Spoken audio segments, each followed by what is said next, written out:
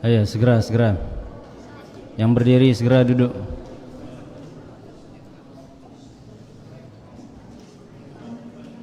Pakai pecinya, jangan dikantongin, pakai ini.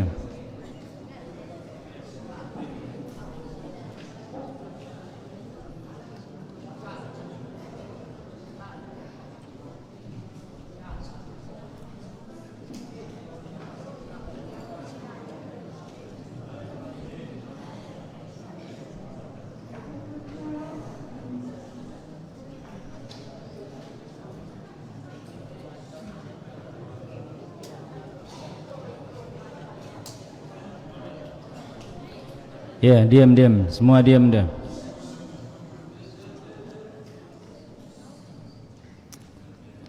Assalamualaikum warahmatullahi wabarakatuh.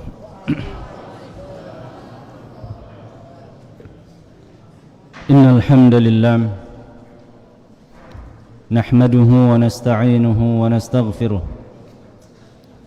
wa na'udzu billahi min shururi anfusina ومن سيئات أعمالنا من يهده الله فلا مضل له ومن يضلل فلا هادي له أشهد أن لا إله إلا الله وحده لا شريك له وأشهد أن محمدا عبده ورسوله يا أيها الذين آمنوا اتقوا الله حق تقاته ولا تموتن إلا وأنتم مسلمون يا أيها الناس اتقوا ربكم الذي خلقكم من نفس واحدة وخلق منها زوجها وبث منهما رجالا كثيرا ونساء واتقوا الله الذي تساءلون به والأرحام إن الله كان عليكم رقيبا يا أيها الذين آمنوا اتقوا الله وقولوا قولا سديدا يصلح لكم أعمالكم ويغفر لكم ذنوبكم ومن يطع الله ورسوله فقد فاز فوزا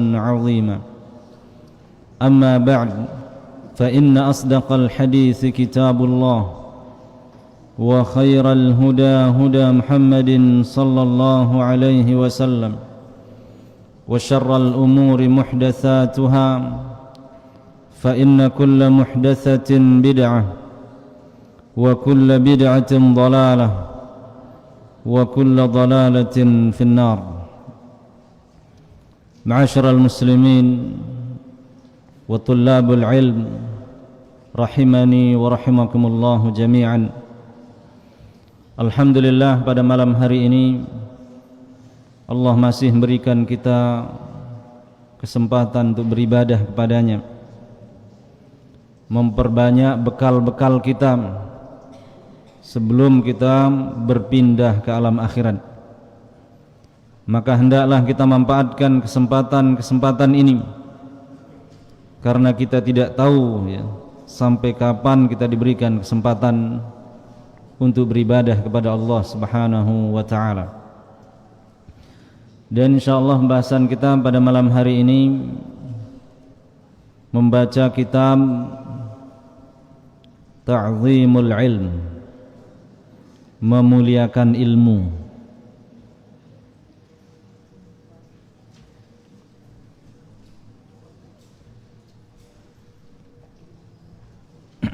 Kita ulangi pembahasan kita pada malam hari ini berjudul Ta'zimul Ilm, memuliakan ilmu.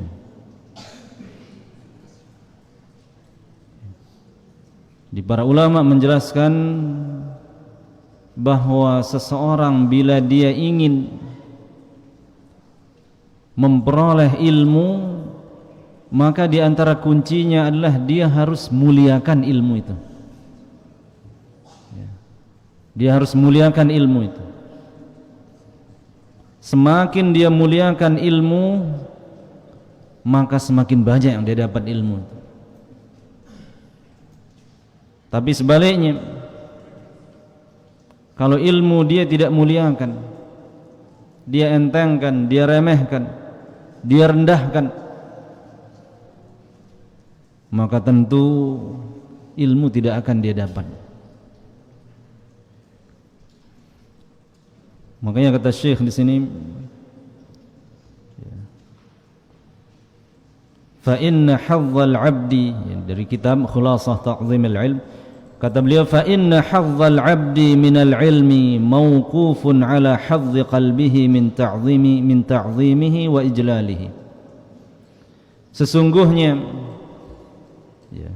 ilmu yang akan didapat seseorang tergantung dengan seberapa besar pengagungan hatinya terhadapnya. فَمَنْ امْتَلَأَ قَلْبُهُ بِتَعْظِيمِ الْعِلْمِ وَإِجْلَالِهِ صَلُحَ أَنْ يَكُونَ مَحَلًّا لَهُ. Maka siapa yang hatinya dipenuhi dengan pengagungan terhadap ilmu, hatinya penuh dengan memuliakan ilmu, maka menjadi pantaslah hati itu untuk ditempati oleh ilmu. Sebagaimana tamu, kalau kita muliakan, betah dia di rumah kita. Tapi kalau ketika tamu datang, kita tidak muliakan, kita rendahkan, kita hinakan, cepat dia pergi. Makanya kata beliau sebaliknya, wa biqadri nuqsani haibatil ilmi fil qalbi yanqusu hazzul 'abdi minhu. Dan semakin berkurang penghormatan kita terhadap ilmu, pengagungan kita terhadap ilmu, maka berkurang pula bagian kita dari ilmu tersebut. Hatta yakuna minal qulub qalbun la say'a fihi laysa fihi syai'un minal ilm.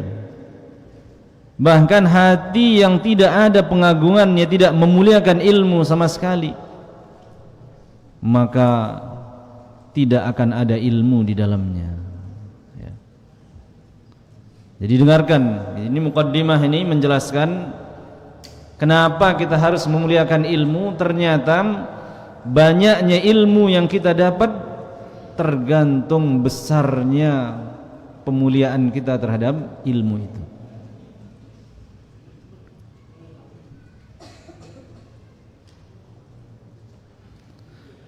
Kemudian beliau juga menjelaskan agar kita memuliakan ilmu, agar kita bisa memuliakan ilmu, di antara caranya adalah ma'rifatu ma'aqidi ta'zimihi, yaitu mengenali cara-cara memuliakan ilmu tersebut.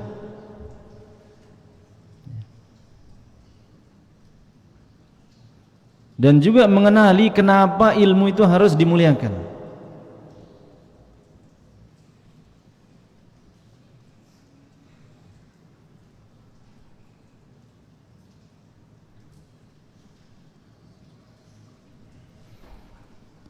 Nah, makanya di buku ini akan dijelaskan bagaimana bentuk-bentuk memuliakan ilmu itu.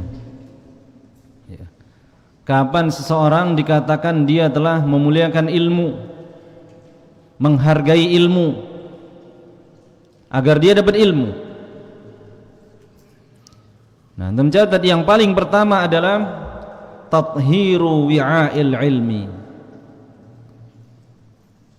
membersihkan wadah bagi ilmu ini, membersihkan wadah yang akan menjadi tempat bagi ilmu itu. Jadi ilmu itu punya wadah, ternyata harus ada tempatnya biar dia tetap bisa di situ. Wadah tersebut, kata beliau, wahwal qalbu, wadahnya ilmu itu adalah hati. Kalau air itu, kalau kita ingin menyimpan air harus ada ember atau bejana, baru dia diam air itu. bisa kita manfaatkan. Ilmu ini juga punya dia wadah, dan wadahnya ini adalah al-qalbu. Apa arti al-qalbu? Hati. Alhamdulillah antum semua punya hati, udah punya wadah. Tapi hati yang kita miliki ini macam-macam. Ada yang wadahnya masih kotor, ada yang masih berlumut, ada yang masih hitam legam. Ilmu itu enggak betah dia kalau wadahnya jelek, cepat dia hilang. Ilmu membutuhkan wadah yang bersih. Makanya kata Syekh, wa bihasabi taharatil qalbi yadkhuluhul ilmu.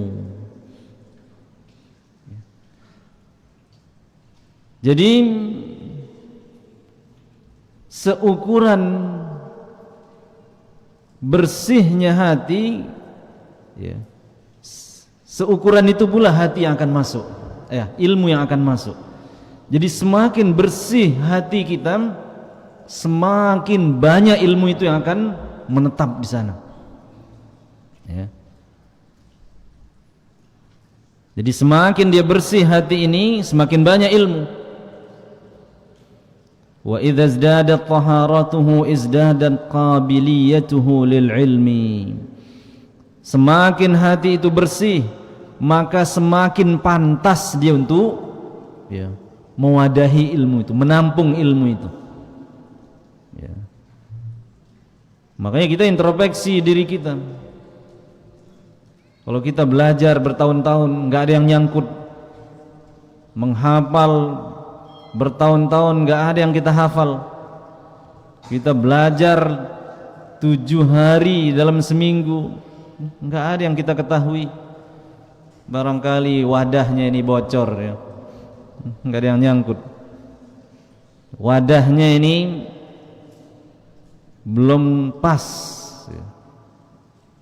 Bersihkan dia.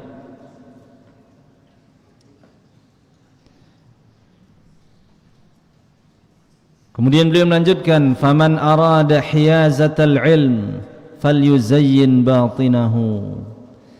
Maka siapa yang ingin menyimpan ilmu, mendapatkan ilmu, maka perbagus batinnya, ya, perbagus batin kita ini. Wa yutahhir qalbahu min najasatihi.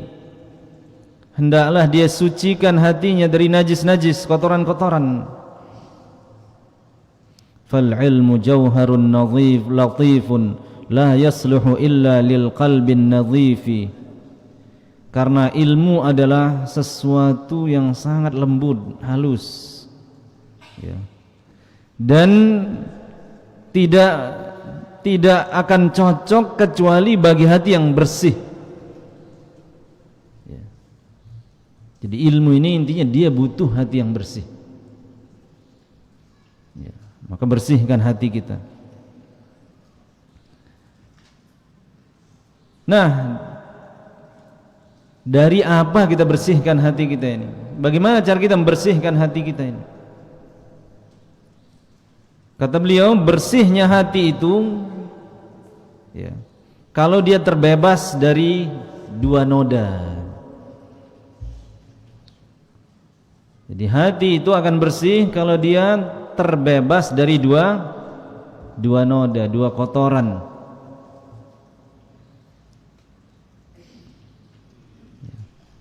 Ahaduhuma taharatuhu min najasati syubhat. Yang pertama adalah bersih dari noda-noda syubhat. Syubhat itu pemikiran yang menyimpang, akidah yang rusak, ilmu yang tidak benar, ya. Ini syubhat yang akan merusak ilmu seseorang.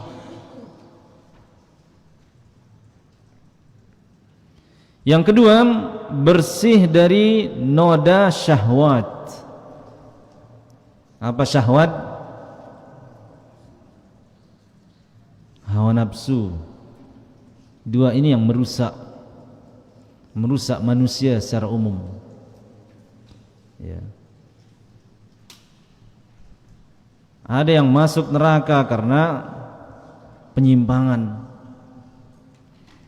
Ada yang bagus agamanya, bagus ilmunya, tapi dia rusak dari segi syahwat, kalah dia, rakus dalam hal jabatan, harta, wanita, pujian, sanjungan, binasa juga dia. Ini syahwat.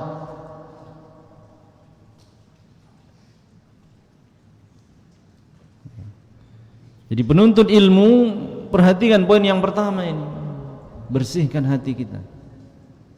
Termasuk syahwat ini kita belajar hanya ingin mendapatkan keuntungan dunia.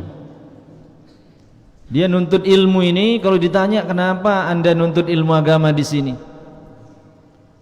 Ya, harusnya dijawab pertama, biar saya masuk surga, biar saya diridhoi oleh Allah, biar saya dapat pahala. Ini jawabannya, berarti dia karena akhirat, karena Allah. Ya. Tapi semua itu enggak ada dalam hatinya, enggak ada dalam pikiran. Yang terpikir apa? Ya. Biar bisa dapat penghasilan, itu aja yang dia ingat. Biar dapat ijazah, ya. Biar bisa jadi pegawai. Ya.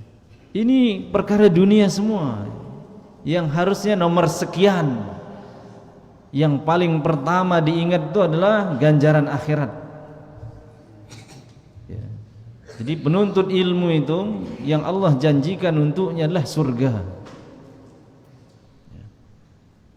Surga yang Allah janjikan untuknya lebih mahal dari dunia ini seluruhnya. Bahkan kalau ditambah dunia ini 100 kali lipat, masih lebih mahal surga itu. Itu yang Allah siapkan bagi penuntut ilmu. Man salaka tariqan yaltamisu fihi ilman sahhalallahu lahu bihi tariqan ilal jannah. Siapa yang menuntut ilmu, siapa yang berjalan dalam rangka menuntut ilmu, Allah akan mudahkan jalannya menuju surga. Surga yang Allah akan berikan. Dan ketika kita meniatkan balasan akhirat, bukan berarti hilang dunia kita, enggak dapat kita makan, enggak dapat kita minum, enggak.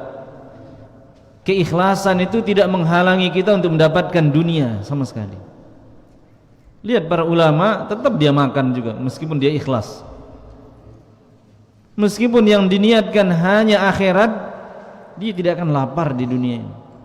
Karena Allah berjanji, wa ma min dabbatin illa 'ala Allahi rizquha. Tidak ada yang hidup di muka bumi ini melainkan Allah yang akan berikan dia rezeki. Jadi jangan takut memasang niat ikhlas, karena keikhlasan tidak merampas dunia kita, tidak. Justru dengan kita ikhlas, Allah berjanji akan memudahkan juga urusan dunia kita. Ya. Yang bahaya itu sebaliknya, dia hanya ingin dunia, maka melayang sudah akhiratnya. Kalau hanya ingin dunia, melayang akhiratnya, dan dunia kadang dapat kadang tidak. Ya. Nah, ini yang pertama, ya. Hendaklah kita bersihkan batin kita, hati kita, karena itu yang dinilai itu. Dalam hadis yang sahih diriwayatkan Imam Muslim dari sahabat yang mulia Abu Hurairah radhiyallahu anhu, bahwasanya Nabi sallallahu alaihi wasallam bersabda, "Innallaha la yanzuru ila suwarikum wa amwalikum." Sesungguhnya Allah Subhanahu wa taala tidak melihat rupa kalian, harta kalian, walakin yanzuru ila qulubikum wa a'malikum. Akan tapi yang dilihat oleh Allah adalah hati dan amal kalian. Ya. Meskipun kita hitam, enggak menghalangi kita masuk surga. Meskipun kita pincang, enggak menghalangi kita masuk surga. Meskipun kita miskin, enggak menghalangi kita masuk surga selama hati kita dan amal kita bagus. Ya. Makanya kita harus peduli dengan hati kita, peduli dengan amalan kita. Karena kita berada di suatu zaman orang lebih habis-habisan memperbagus zahirnya saja. Ya, memperhalus pipinya mahal dia keluarkan. Ya. Memperbagus rambutnya, sisirannya mahal. Ya. Pakaiannya mahal. Tapi memperbagus amal hati malas-malesan orang. Malas-malesan. Yang dinilai oleh Allah dia abaikan. Justru yang tidak dilihat oleh Allah itu yang dia habis-habisan untuk mengejarnya. Nah, ini juga termasuk mata'ul ghurur, kenikmatan yang menipu. Ya. Hanya memperhatikan penampilan zahir dan mengabaikan ya, penampilan batinnya, bagaimana kondisi hatinya, bagaimana amalannya, enggak pernah dia pedulikan. Nah, ini diantara tipu daya syaitan. Kemudian beliau melanjutkan, man tahara qalbahu, ya, man tahara qalbahu fihi al-ilmu halla, wa man lam yarfa' minhu najasatahu wada'ahu al-ilmu wartahal.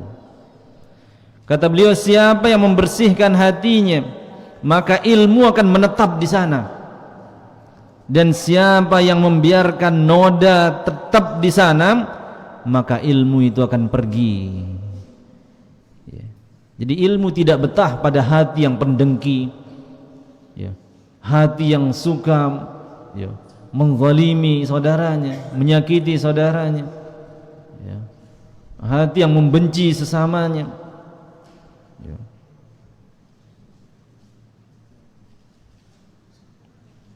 Qala Sahal bin Abdullah, beliau bawakan ucapan Sahal bin Abdullah, haramun ala qalbin ay yadkhulahu an-nuru wa fihi syai'un mimma yakrahu Allah. Haram atas hati untuk dimasuki oleh ilmu, oleh cahaya, sementara di dalamnya terdapat sesuatu yang Allah benci.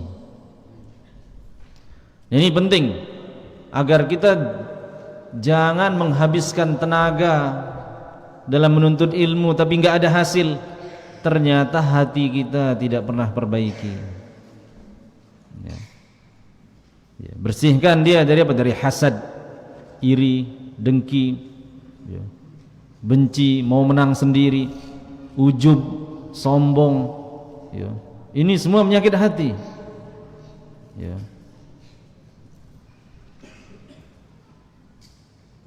Nah, itu yang pertama ya. Kita disuruh membersihkan wadah tempat ilmu itu. Dan wadah itu maksudnya adalah hati. Kita disuruh membersihkan hati agar ilmu itu betah di sana. Kemudian yang kedua ya, termasuk bentuk memuliakan ilmu adalah yang kedua, ikhlasun niyati fi. Ikhlaskan niat kita dalam mencari ilmu ini. Ini nasihat yang sering disampaikan oleh ustaz-ustaz kita. Kenapa? Karena salah di sini semuanya akan salah. Kalau niat kita salah, maka semua amal-amal yang akan kita lakukan tidak akan diterima. Ini bahayanya. Makanya niat yang ikhlas ini dia pondasi. Sementara amal-amal yang lain itu seperti bangunan-bangunan di atas. Enggak mungkin genteng ini bisa, atau lantai 2 ini bisa tegak kalau pilarnya di lantai 1 ini enggak ada. Enggak mungkin. Ya. Makanya kata beliau, inna ikhlasal a'mali asasu qabuliha. Sesungguhnya ikhlas di dalam beramal merupakan sebab diterimanya. Ya. Jadi amal itu akan diterima apabila niatnya ikhlas. Wasullamu wusuliha, ikhlas ini bagikan tangga untuk mencapai tujuan. Ya. Makanya Allah berfirman dalam surah Al-Bayyinah ayat yang kelima, wa ma umiru illa liya'budullah mukhlishina lahuddin. Tidaklah mereka diperintah. Mereka siapa? Manusia. Kita ini semua ya, diperintah untuk apa? Ya, untuk beribadah kepada Allah mukhlisin, dengan benar-benar mengikhlaskan amal tersebut kepada Allah Subhanahu wa taala. Ini bab yang paling penting dan harus sering diingatkan. Ya. Kenapa? Karena orang yang paling merugi adalah orang yang menghabiskan umurnya untuk beribadah tapi dia tidak ikhlas. Dia tidak dapat bersenang-senang di dunia, di akhirat pun dia tidak dapat bersenang-senang karena dia masuk neraka. Makanya sengsaranya dua kali. Dia menuntut ilmu sepanjang hidupnya sampai 60 tahun. Dia tidak ikhlas. Enggak dapat dia senang-senang hura-hura seperti orang-orang kafir. Di akhirat dicelupkan di neraka karena dia tidak ikhlas. Ini makanya bahayanya niat yang rusak ini. Maka kita harus terus tanya diri kita, untuk apa saya menuntut ilmu ini? Usahakan jawabannya itu karena Allah, dapat keridhaan Allah, dapat pahala dari Allah. Kalau kita dapati hati kita menjawab biar dapat ijazah saja ya, biar dipuji orang, biar disanjung orang, biar dikatakan ustadz, biar dikatakan alim, atau niatnya nanti menuntut ilmu biar bisa menipu orang-orang jahil. Nah ini berarti stop dulu ya. Kalau itu niat kita, berhenti dulu sejenak, perbaiki dia dulu baru lanjut. Perbaiki dia, karena resikonya besar, bahkan ancamannya seperti yang pernah kita bacakan. Ancamannya hadis dari Nabi sallallahu alaihi wasallam ya, bersabda, man ta'allama al-ilm mimma yubtagha bihi wajhullah la yata'allamuhu illa liyusiba bihi 'aradan min ad-dunya lam yarah 'arfal jannah yaumal qiyamah.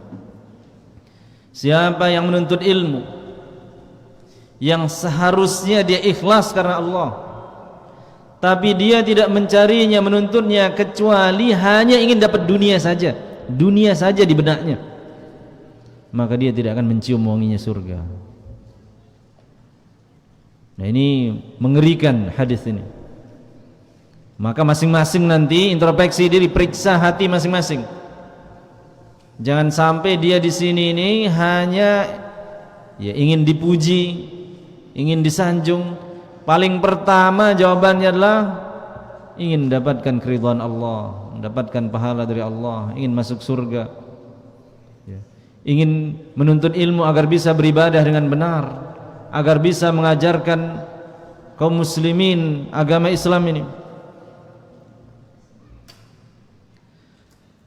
Dan dalam hadis yang sahih Nabi sallallahu alaihi wasallam bersabda juga, innamal a'malu binniyat wa innama likulli imri'in ma nawa. Sungguhnya amal-amal itu tergantung niat, dan orang akan mendapatkan sesuai dengan apa yang dia niatkan. Orang yang tidak percaya tentang hari kiamat, orang-orang kafir, dia tidak percaya surga, dia tidak percaya neraka. Ketika dia berinfak, misalkan membangun masjid, 1 juta masjid dia bangun ya. tapi dia tidak niatkan surga, dia tidak niatkan pahala, karena dia memang nggak mengimani itu. Bagaimana dia akan dapat pahala? Meniatkannya saja enggak. Makanya ibadah mereka, kata Allah, haba'an mansura. Amal dia di akhirat seperti debu berterbangan, enggak ada nilainya. Nah, kalau kita seperti itu juga, muslim dia, bapaknya muslim, ibunya muslim, tapi dia beribadahin niatnya karena dunia saja, enggak terbesit balasan akhirat itu. Nah, ini juga haba'an mansura, lebur, hancur ibadahnya itu, enggak ada nilainya.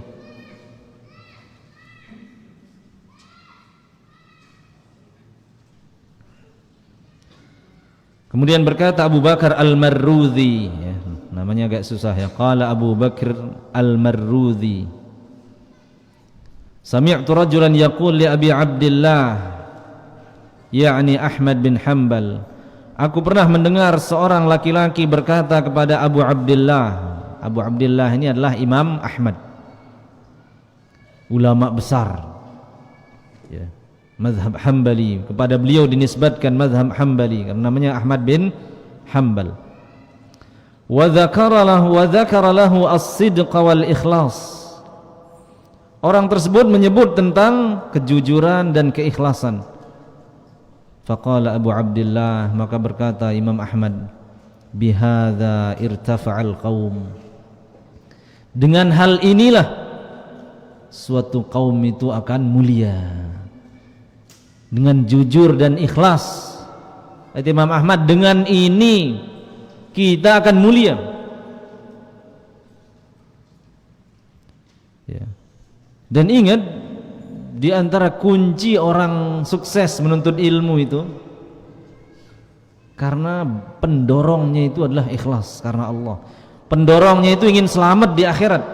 Itu kunci suksesnya, ya. Meskipun penjengukannya kurang, uangnya kurang, enggak menyurutkan semangatnya menuntut ilmu, karena bahan bakarnya ini, penggeraknya itu ikhlas karena Allah. Penggeraknya itu ingin masuk surga, ingin dapat pahala. Makanya orang-orang yang ikhlas itu ringan dia menjalankan ibadah, ringan dia menikmati dia. Sekalipun dia dapat ujian, rintangan, dia ingat surga yang mahal itu, jadi ringan semuanya.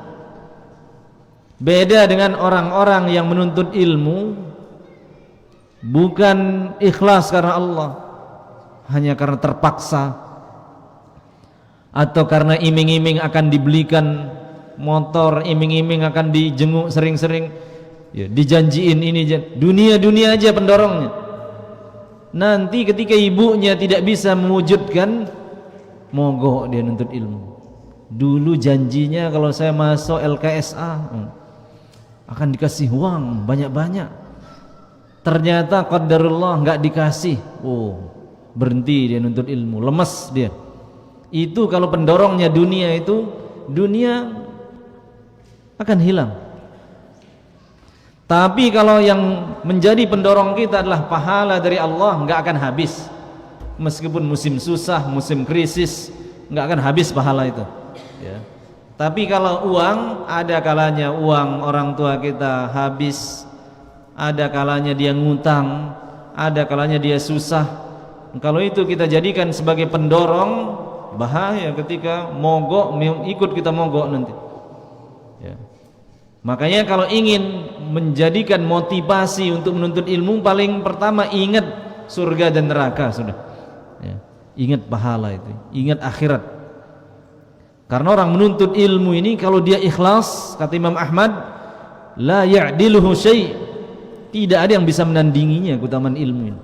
Kedudukannya di surga lebih tinggi, tempatnya istimewa kalau dia ikhlas. Itu aja. Imam Ahmad mengatakan al-ilm la ya'diluhu syai' liman sahhat niyatuh. Menuntut ilmu ini enggak ada tandingannya ibadah lain tuh, dengan satu syarat, ikhlas niatnya, ya. Jadi kalau antum ingin mulia di dunia, mulia juga di akhirat, surganya tertinggi, maka tuntutlah ilmu tapi dengan ikhlas. Ikhlas itu yang penting. Ya. Makanya sering kita contohkan contoh orang yang tidak ikhlas, berat dia melakukan ibadah itu. Orang-orang munafikin, dia beribadah, dia sholat itu hanya setor muka saja. Setor muka, dilihat sama kaum muslimin, aman hartanya, aman nyawanya, itu aja niatnya. Oh, kalau dia dilihat sholat zuhur berjamaah, oh dia muslim, aman, jangan bunuh dia. Oh, dilihat dia sholat asar misalkan, oh dia ini ternyata muslim, aman hartanya, aman nyawanya. Tapi kalau sudah mulai gelap, sholat isya, dulu nggak ada lampu seperti ini, orang datang sholat isya nggak kelihatan wajahnya, dia sholat gelap, oh nggak ada yang lihat kita, sia-sia kita sholat, kata dia. Subuh gelap, kalau dia datang ataupun nggak datang nggak ada yang tahu. Makanya berat dia, dua salat yang paling berat bagi orang munafikin adalah salat isya dan salat subuh. Kenapa? Karena dulu itu gelap, dia itu niatnya itu agar dipuji orang, agar dilihat orang. Tatkala orang tidak melihatnya, merasa sia-sia dia beribadah. Nah, kita jangan mentalnya seperti mental orang munafikin. Ya, kalau nggak dilihat musyribnya, dia lakukan hal-hal yang haram misalnya. Ya. Dia merokok misalkan, nggak ada musyrik. Ya. Dia kabur, dia berkata kotor. Ya. Kita ini hamba Allah, bukan hamba musyrik. Ya. Dimanapun antum berada di pojok, ya, LKSA ini, ya, meskipun nggak dilihat oleh CCTV, dilihat oleh Allah, dicatat oleh malaikat. Alam ya'lam bi anna Allah yara, kata Allah. Tidakkah mereka sadar bahwa Allah tetap melihatnya? Jadi hendaklah rasa takut kita kepada Allah lebih besar daripada takut kita kepada manusia. Hendaklah rasa malu kita kepada Allah berbuat buruk haruslah lebih besar daripada rasa malu kita dilihat oleh manusia. Ya.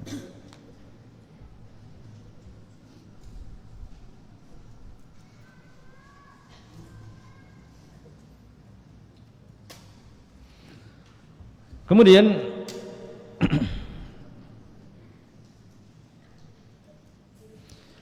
beliau juga mengatakan, wa man dhayya'al ikhlas fatahu ilmun katsir wa khairun wafir. Siapa yang mengabaikan keikhlasan, siapa yang tidak ikhlas dalam menuntut ilmu, maka akan hilang darinya ilmu yang banyak, akan hilang darinya kebaikan yang banyak. Maka siapa yang ingin selamat, kata beliau, pastikan keikhlasan ini harus ada, pastikan dia ada.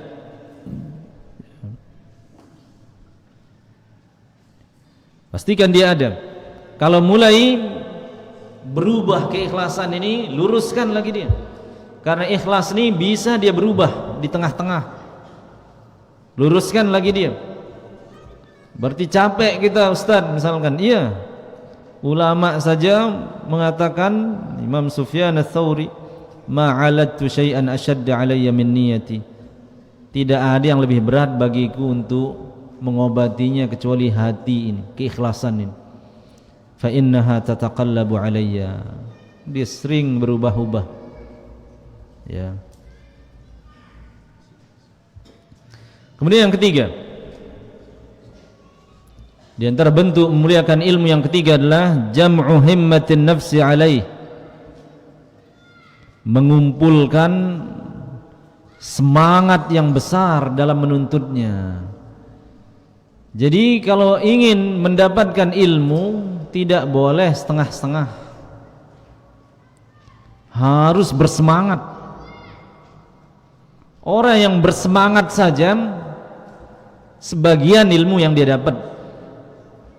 Misalkan semangatnya full 100%, itu pun sebagian ilmu yang didapat.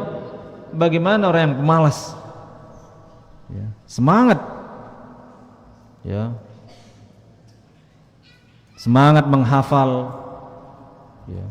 Semangat mencatat, semangat mendengar, ya. Semangat bertanya, harus semangat. Kalau antum lemes-lemes saja menuntut ilmu, ketinggalan sudah. Dari daftar sampai dia tamat, yang dia hafal 3 hadis misalkan. Ngapain aja di sini? Mana semangatnya? Ya. Siapa yang menyuruh kita bersemangat? Nabi. Kata Nabi sallallahu alaihi wasallam, ihris ala ma yanfa'u wasta'in billah wala ta'jaz. Bersemangatlah kalian dalam hal yang bermanfaat bagi kalian. Ilmu jelas yang paling bermanfaat ilmu ini. Bahkan kata Ibnul Qayyim, semua manfaat-manfaat yang disebutkan dalam Al-Quran kembali kepada ilmu. Maka bersemangat menuntut ilmu. Bangun sebelum subuh, semangat. Disuruh store misalkan hanya setengah halaman 1 hari, dia nonggak terus, ya. Kenapa? Semangat kurang, ya. Dia punya waktu banyak, seharian dia punya waktu berjam-jam, belasan jam. Kalau dia ambil saja 1 jam dengan semangat menghafal 10 baris, dapat dia. Tapi apa yang terjadi? Nunda terus. Besok dah, besok dah. Datang besok, besok lagi. Datang besoknya, besok lagi. Sehingga nggak jadi dia setoran yang 10 baris itu, ya. Dia bilang minggu depan. Ternyata minggu depan dia nggak ngapal lagi. Akhirnya numpuk 20 baris. Bulan depan lagi, pekan depan dia ketemu, belum lagi setoran, numpuk 30 baris. Malu dia terus datang. Nah, sering terjadi kejadian. Malu dia terus ketemu gurunya. Mulai dia sakit perut lah, sakit mata, sakit gigi, ya. Lama-lama mau pindah terus berhenti, nggak betah di sana, ya. Nggak nyaman di sana. Ini berawal dari kemalasan itu. Jadi jangan meringankan diri dengan cara menunda, justru itu memberatkan, ya. Kita harus semangat, ya, harus semangat. Jadi Nabi SAW menyebutkan di sini, bersemangatlah dalam melakukan yang bermanfaat bagimu. Kemudian dikasih tips, wasta'in billah, jangan lupa minta pertolongan kepada Allah. Mungkin selama ini antum berusaha gagal terus, lupa yang kedua ini. Semangatnya aja ngapal tapi nggak pernah mengangkat tangan, ya Allah mudahkan saya menghafal, ya Allah mudahkan saya memahami pelajaran nahwu ini, ya Allah mudahkan saya melajari bahasa Arab ini. Pernah nggak itu berdoa begitu? Pernah nggak berdoa begitu? Ya Allah mudahkan saya untuk menjaga salat saya. Butuh kita minta pertolongan, karena meskipun badan antum kekar, ya, kuat, kalau Allah tidak tolong antum, nggak bisa satu kebaikan pun bisa terlaksana, nggak bisa. Harus minta tolong kepada Allah. Nabi matan wasta'in billah, mintalah pertolongan kepada Allah. Wala ta'jaz, jangan lemah.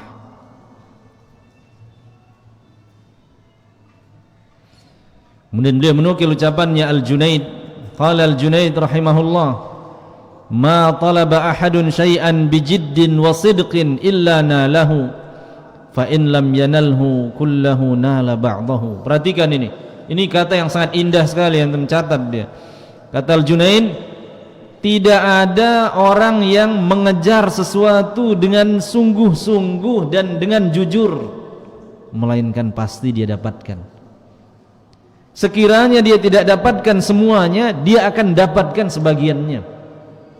Tapi kuncinya bisidqin wa jiddin, dengan jujur dan sungguh-sungguh, dengan semangat, pasti dia dapat, ya. Jadi antum harus sungguh-sungguh.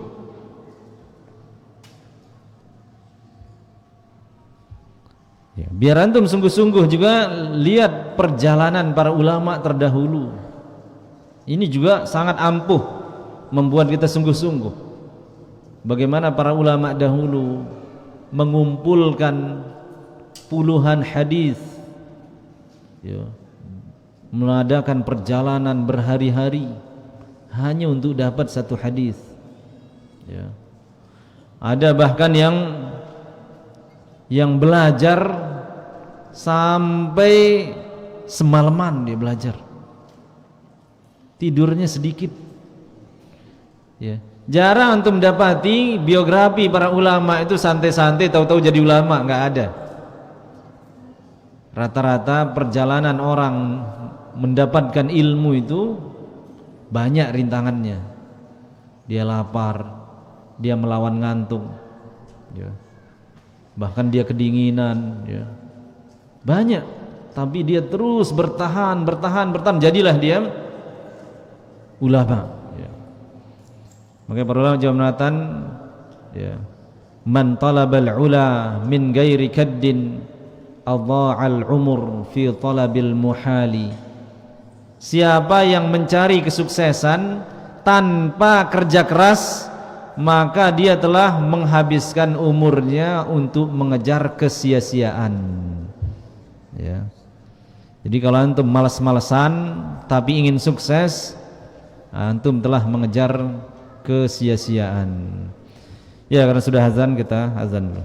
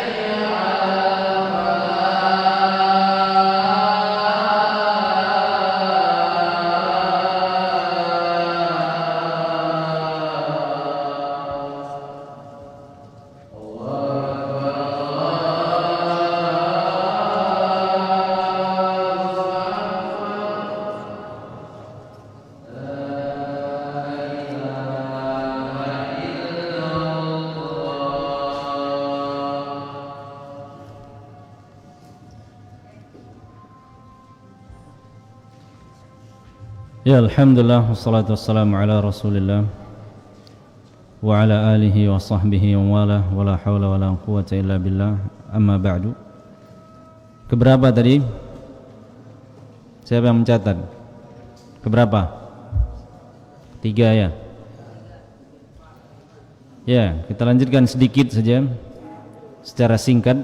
Yang keempat itu adalah hendaklah kita mendahulukan Al-Quran dalam menuntut ilmu. Hendaklah kita memprioritaskan Al-Quran dan hadis sebelum ilmu yang lainnya. dalam menghafal, kita hafalkan Al-Quran dan hadis, karena dia adalah induknya ilmu. Ya. Nah kemudian ilmu-ilmu yang lainnya. Ya. Nah itu yang keempat. Jadi mendahulukan atau memprioritaskan ilmu Al-Quran dan hadis. Ya. Nah 4 sudah dulu. Ya. InsyaAllah untuk selanjutnya nanti kita sampaikan di kesempatan berikutnya insyaallah ta'ala.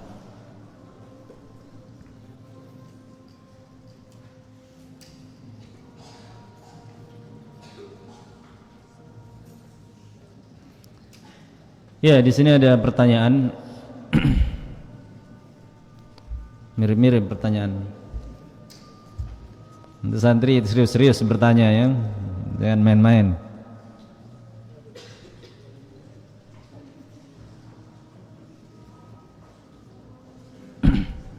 Ya, di sini apa itu ilmu filsafat? Ya, ilmu filsafat adalah ilmu yang diambil dari kitab-kitabnya orang-orang Yunani, orang-orang kafir yang hidup, ya, bahkan dia hidup sebelum Masehi, sebelum Nabi Isa itu lahir mereka sudah ada. Dan ilmu yang mereka tulis ini dibagi dua oleh para ulama. Ilmu yang membahas tentang dunia, fisika, kimia, matematika misalkan. Kalau ini boleh dimanfaatkan. Yang kedua, mereka juga berbicara tentang pencipta. Ya. Mereka berbicara tentang pencipta, tapi bukan dengan bimbingan wahyu, murni dengan akal-akalan semata. Ya. Sehingga sesatlah dia. Ya. Sesatlah dia. Dia membuat syarat-syarat ya. Ya. Untuk sang pencipta, dia buat sendiri. Harus begini, harus begitu. Ya. Di antaranya ya, tidak boleh memiliki nama-nama dan sifat-sifat, tidak boleh diisyaratkan, ditunjuk ya. Macam-macam. Dan ini kesesatan. Nah, belajar filsafat di dalam pembahasan ya, teologi ini, ilmu tentang ketuhanan, ini yang diharamkan ya. Ini yang diharamkan. Dan gak perlu kita pelajari itu, karena untuk belajar akidah tentang pencipta sangat lengkap sekali di kitab kita, di Al-Quran, di hadis Nabi SAW. Di ilmu-ilmu tentang filsafat dalam masalah ketuhanan tidak boleh kita pakai.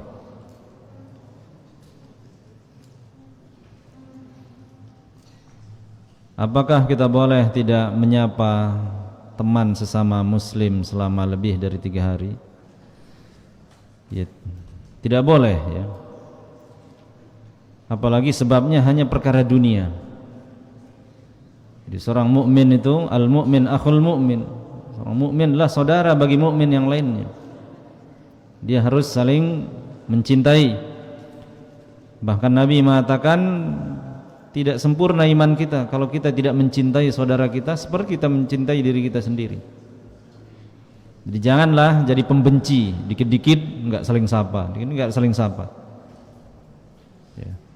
Tapi kalau tujuannya untuk memberikan pelajaran, misalkan dia melakukan dosa-dosa, diingetin enggak mempan, dinasehati enggak mempan, akhirnya enggak ditegur dia, enggak ada yang ngomong sama dia, baru dia sadar, oh ya sudahlah ya, ini boleh. Dan ini enggak dibatasi waktu, sampai kapan dia sadar ya, boleh itu kalau tujuannya syar'i.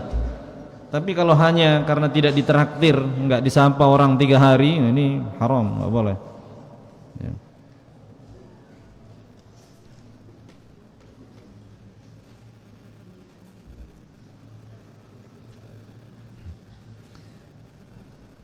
Ustaz, apakah boleh mengganggu orang yang sudah tidur ya? Haram ya. Ini mungkin terjadi di pondok, bisa jadi ya. Jadi Allah berfirman, inni haramtu dzulma ala nafsi wa ja'altuhu bainakum muharraman. Sungguhnya aku haramkan kezaliman atas diriku, kata Allah, dan aku haramkan kezaliman itu atas kalian juga. Fala tadzalamu, maka jangan kalian saling menzalimi. Nabi saja kalau orang sudah tidur, beliau mengucapkan salam itu tidak kencang ya. Beliau mengucapkan salam dengan suara yang didengar oleh yang masih terjaga dan tidak sampai membangunkan orang yang sudah tertidur. Itu orang mengucapkan salam saja diatur biar yang tidur tidak terganggu. Apalagi antum teriak-teriak nggak jelas itu kezaliman, nggak boleh ya. Apalagi tetangga ranjang antum tersakiti, termasuk dalam hadis Nabi nanti, wallahi la yu'min, Nabi bersumpah demi Allah tidak beriman 3 kali, demi Allah tidak beriman seseorang yang tetangganya tidak pernah aman dari gangguannya ya. Teman antum tidur, antum tarik selimutnya misalkan ya, antum cubit hidungnya ya, atau antum teriakin di telinganya. Ini tadi Nabi bersumpah itu tidak beriman. Orang tetangganya tidak pernah aman dari gangguannya ya. Jadi kita hati-hati. Dan jangan bercanda dengan cara menyakiti orang. Itu tidak lucu. Itu candaan yang mengantarkan ke neraka ya. Itu lelucuan ya, jalan menuju neraka ya. Nggak boleh ya. Kalau mau ngelucu yang mubah-mubah saja, jangan dengan menjadikan orang jadi korban. Kayak prank-prank itu juga, kursi dipindahin, itu nggak lucu, itu kezaliman ya. Itu kebodohan, kejahilan, kedunguan ya. Ngelucu dengan cara seperti itu ada ngelucu menuju neraka juga itu ya.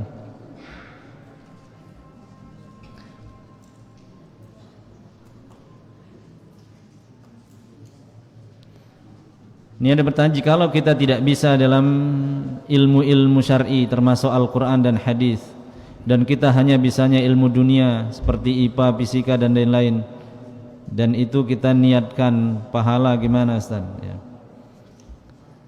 Ilmu dunia itu tidak wajib ya, fardu kifayah. Sedangkan ilmu agama terutama yang berkaitan dengan ibadah antum wajib. Dan ilmu agama Al-Quran dan hadis lebih mudah ya. Allah sudah berjanji matan walaqad yassarnal Qur'ana lidzikri fahal min muddakir. Kami telah mudahkan Al-Quran itu. Allah mengatakan mudah, antum mengatakan sulit. Kita percaya siapa? Allah kita percaya. Antum ngarang-ngarang bilang sulit nih, lebih mudah ya. Jadi jangan dikit-dikit bilang sulit, harus optimis ya. Apalagi Allah matan mudah ya.